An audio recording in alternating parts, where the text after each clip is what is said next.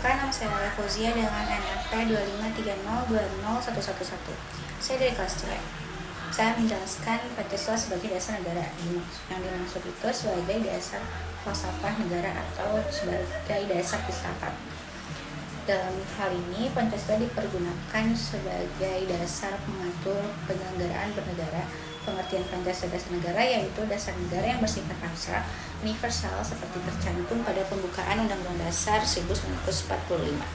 Pedoman penyelenggaraan negara yang tercantum pada batang tubuh Undang-Undang Dasar 1945 sebagai petunjuk kebijakan penyelenggaraan negara yang bersifat khusus atau konkret seperti pada undang-undang atau pasal-pasal peraturan presiden. Hubungan Pancasila dengan pembukaan Undang-Undang Dasar 1945. Pembukaan Undang-Undang Dasar 1945 merupakan sumber tertib hukum tertinggi dan terdiri atas 4 alinea. Alinea pertama, pernyataan kemerdekaan bahwa kemerdekaan adalah hak segala bangsa dan penjajahan harus dihapuskan. Alinea kedua, perjuangan kemerdekaan Indonesia telah sampai pada saat yang berbahagia. Alinea ketiga, atas berkat rahmat Allah, rakyat Indonesia menyatakan kemerdekaannya. Alinea keempat, pembukaan pemerintahan negara untuk melindungi segenap bangsa dan memajukan kesejahteraan umum.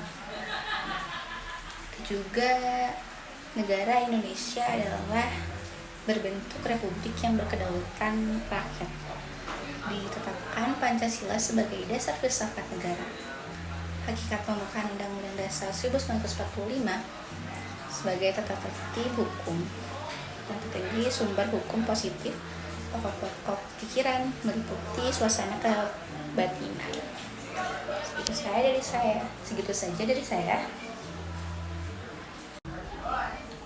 Ada 5 dasar Pancasila. Pertama, ketuhanan. Kedua, kemanusiaan. Ketiga, persatuan. Keempat, kerakyatan. Kelima, keadilan. Ada penjabaran Pancasila dalam pasal-pasal Undang-Undang Dasar 1945.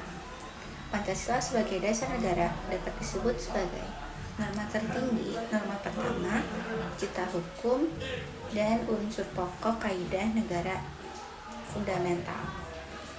Pertama, ketuhanan yang Maha Esa. Ada pasal 9 ayat 1 sebelum memangku jabatannya, Presiden dan Wakil Presiden bersumpah menurut agama.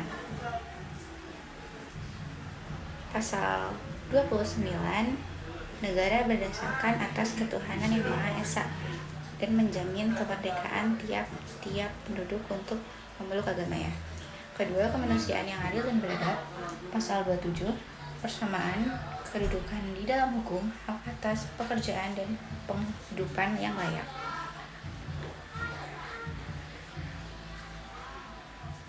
Ketiga, persatuan Indonesia. Pasal 1, negara Indonesia adalah negara kesatuan.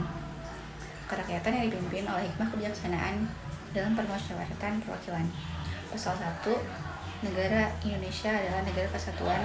Pasal 2, Dewan Perwakilan Rakyat dipilih melalui pemilihan umum. Keempat, keadilan sosial bagi seluruh rakyat Indonesia. Pasal 23, anggaran belanja negara ditetapkan setiap tahun secara terbuka dan bertanggung jawab untuk sebesar-besarnya kemakmuran rakyat. Segitu saja dari saya. Terima kasih.